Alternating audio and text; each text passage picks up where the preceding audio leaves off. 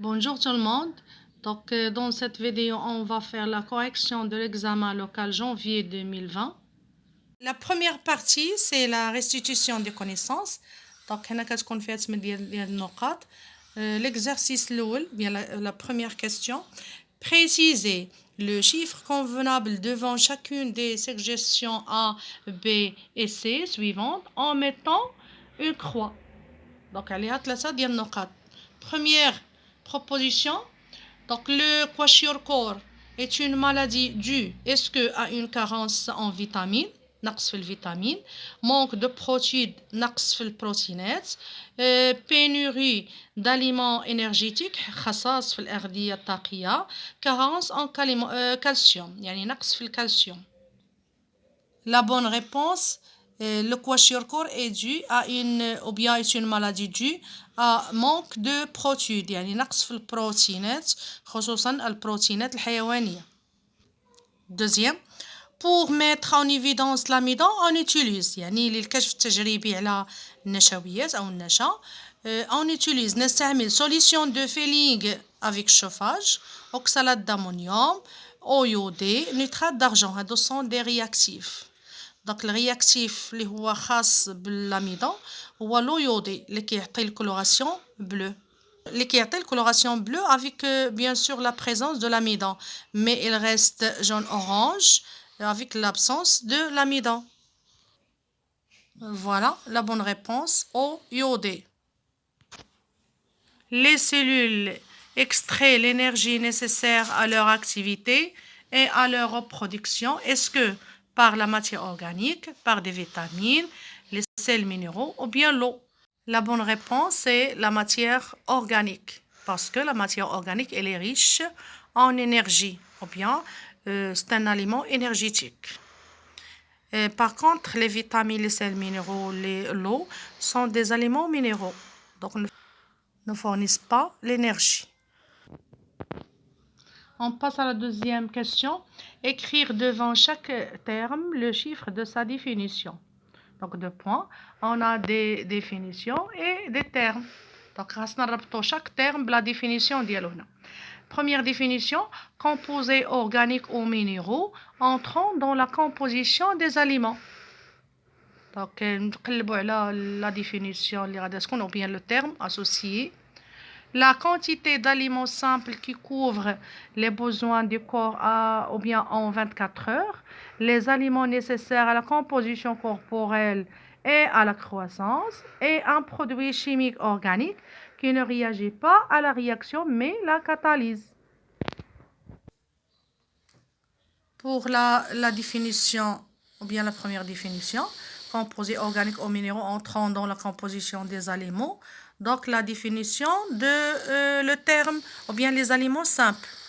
Donc, les aliments simples sont des composés organiques, bien sûr, ou bien minéraux, entrant dans la composition des aliments, surtout les aliments composés.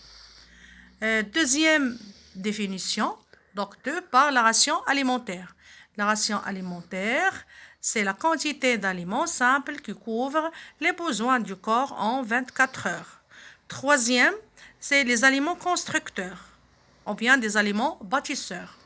Donc, les aliments constructeurs ou bien bâtisseurs sont des aliments nécessaires à la composition corporelle et à la croissance. Automatiquement, le quatrième, c'est l'enzyme. L'enzyme est un produit chimique organique qui ne réagit pas à la réaction mais la catalyse. يعني كيكاتاليزي لا رياكسيون مي ما كيدخلش في لا رياكسيون شيميك. الدليل على ذلك انه كيبان في لي برودوي de chaque réaction. Deuxième question, citer propriétés pulmonaires facilitent les échanges de gaz respiratoires entre l'air et le sang. يعني الخاصيات الرئوية اللي كتسهل التبادلات الغازية التنفسية ما بين الهواء وما بين الدم. Les propriétés pulmonaires sont donc grand nombre d'alvéoles, عدد كبير ديال les alvéoles, grande vascularisation et parois minces. Deuxième question. le nom de la structure de l'intestin grêle où les aliments sont absorbés, ça veut dire la structure où se font l'absorption intestinale, en citant les éléments constitutifs de cette structure, يعني والمكونات ديال هاد la structure اللي كاينه في l'intestin grêle.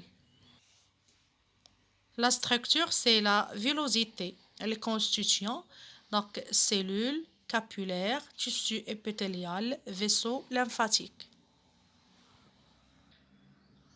Voilà la villosité intestinale. Donc c'est ça. Donc la villosité intestinale où se font l'absorption des nutriments. Donc se compose par l'épithélium intestinal. Donc les capillaires sanguins, bleu et rouge. Bien sûr des vaisseaux lymphatiques jaunes, les lymphe. Cellules à muqueuses et vénules. puis artériole. Donc هذه لا ستركتور اللي كتكون في الجدار المائي الدقيق اللي كيتم فيها الامتصاص لمواد القيد. Troisième question. Le nom de la caractéristique qui facilite la propagation des gaz respiratoires tout en considérant comment cela se fait. يعني ما هو الشرط الأساسي أو الصفة الأساسية qui facilite la propagation وانتشار الغازات التنفسية مع ذكر كيف يتم هذا المبدأ. Bien sûr, c'est la division des gaz. La propriété qui facilite la propagation, c'est la diffusion des gaz. انتشار الغازات. La répartition de la pression partielle des gaz de la zone où la pression est plus élevée vers la zone où la pression est basse. Ça veut dire chaque gaz se diffuse d'une zone de haute pression vers une zone de basse pression. Deuxième partie de l'examen, raisonnement scientifique et communication écrite et graphique. 12 نقطة عليها. Pour déterminer dans quelle mesure l'équilibre entre l'apport et les besoins énergétiques est respecté, nous proposons les données suivantes. Donc, un adolescent de 15 ans consomme en activité régulière pendant une journée des repas qui lui fournissent des quantités d'aliments simples, ça veut dire apport alimentaire. Le document 1 représente la quantité de ces aliments. Le document 2 fournit le changement des besoins quotidiens en énergie selon l'âge ou bien des individus qui effectuent des activités normales. Voilà, on a deux documents. Document 1 donc, montre les apports alimentaires en grammes pour les protéines, lipides, glucides. Deuxième document, les besoins journaliers en énergie, donc kilojoules par 24 heures, selon l'âge.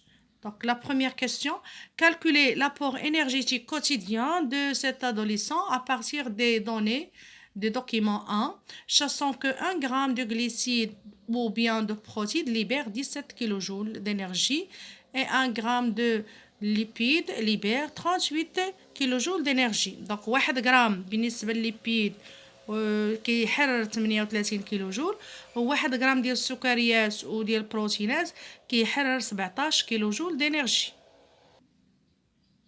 دونك الطريقه كيفاش غنحسب هنايا لابور انرجيتيك ديجا عندي لا كونتيتي دي بروتين عندنا هنايا 90 غرام. دونك 90 غرام حنايا قلنا بان شاك غرام ليبير 17 كيلو جول. دونك هاد 90 غنضربها في 17 les lipides donc la quantité sont 30. On sait que 1 gramme de lipides libère 38 kJ. Donc غنضربها في 130. Les glucides, la même chose, بحال les protéines. Donc 1 gramme libère 17 kJ. Donc غنضرب 600 في 17 kJ وغنجمع la somme وتعطيني l'apport énergétique de cet adolescent. La réponse, donc 90 fois 17, 90 c'est la quantité de protéines, plus 130 fois 38, donc la quantité de lipides fois 38 لأن 1 gramme de lipides كيحرر 38. donc هي عندكم في les données. Plus 600 la quantité de glucides fois 17. Donc les glycides حتى هما كيحرروا لينا un glycide ou bien 1 gramme de glycide libère 17 كيلوجول. لا somme ديالنا غادي تخرج دونك عندنا 1600 ou bien 16670 كيلوجول. دونك هذا هو لابور انرجيتيك دو سيت ادوليسون، يعني الامداد الطاقي اللي عطاتو هذيك الوجبه الغذائيه اللي كتحتوي على 90 ديال البروتين، 130 de lipides et 600 de glucides. Extraire du document 2 la valeur des besoins énergétiques quotidiens qui correspondent à cet adolescent. Ça veut dire qu'on a من document اللي عندنا. Donc l'adolescent déjà il a 15 ans. Donc غناخدو هنا عندنا 10 20. Donc la moitié, le milieu. Pardon. Donc غناخدو غنديرو هنا البروجيكسيون في لا كورب وغتعطينا les besoins journaliers en énergie. Donc, غتعطينا 12450. Que concluez-vous de la comparaison de la valeur obtenue à la question 1? Ça veut dire la question اللي حسبنا فيها l'apport énergétique et de la valeur déterminée dans le document. La valeur اللي حددنا في الدوكيمون. Donc, غنقارنوا la valeur اللي لقينا في la question 1 بلا valeur اللي خرجنا من الدوكيمون. Donc, la valeur obtenue de la question A, c'est donc 16670 kJ.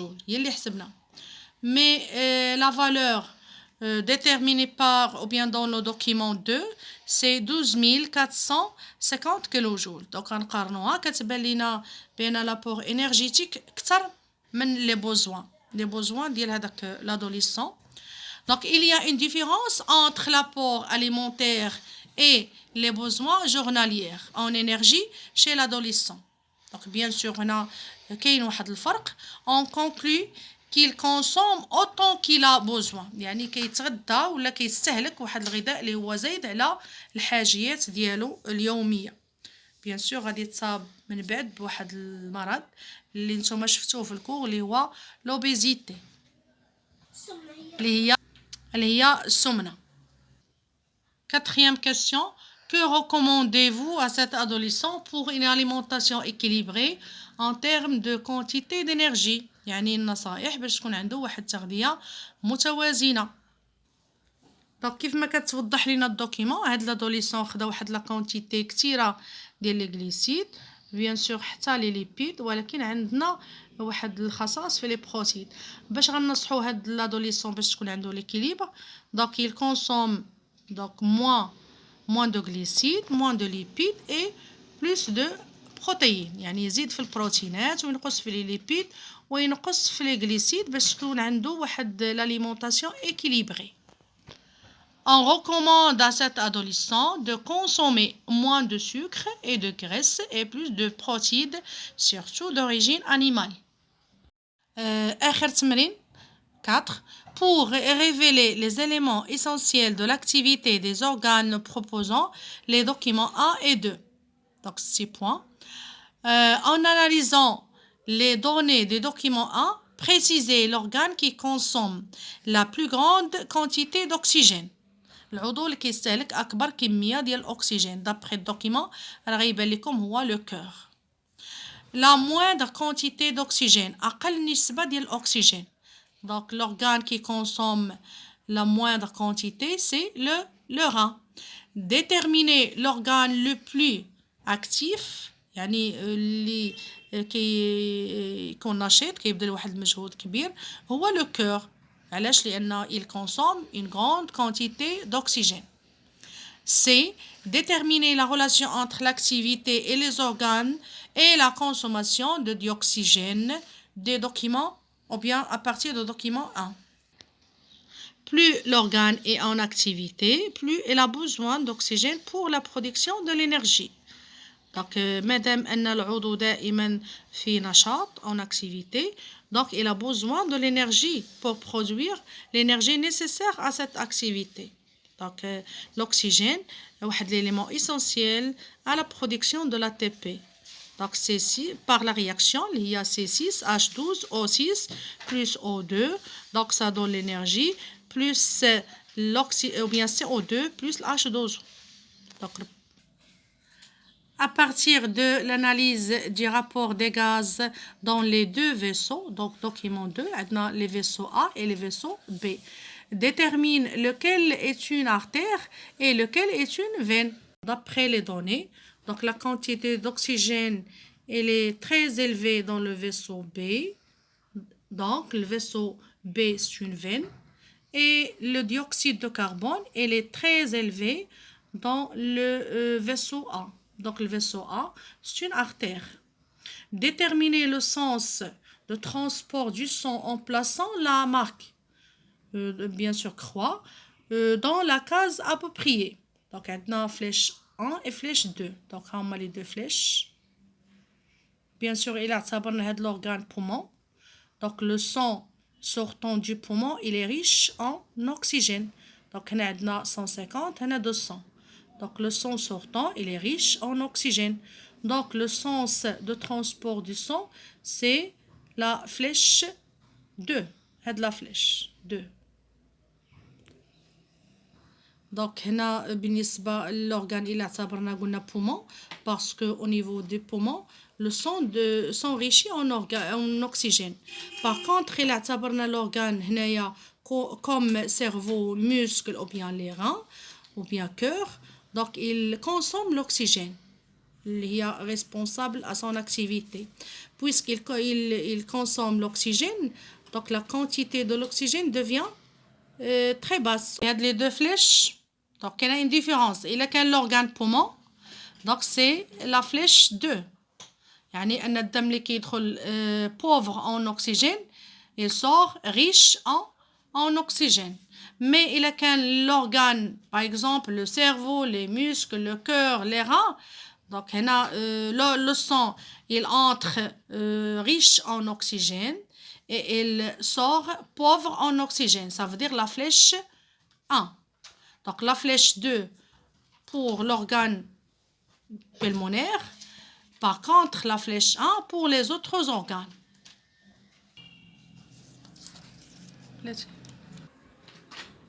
Déduire le gaz respiratoire que l'organe prélève des sangs. يعني ما هو الغاز التنفسي الذي يمتص من طرف العضو. Bien sûr, c'est l'oxygène ou bien dioxygène. Donc, O2. Cinquième question. Lorsque le sang passe à travers les organes, les nutriments sont prélevés. Sur la base de ces informations et vos connaissances, déterminez les éléments nécessaires pour produire de l'énergie au niveau des organes.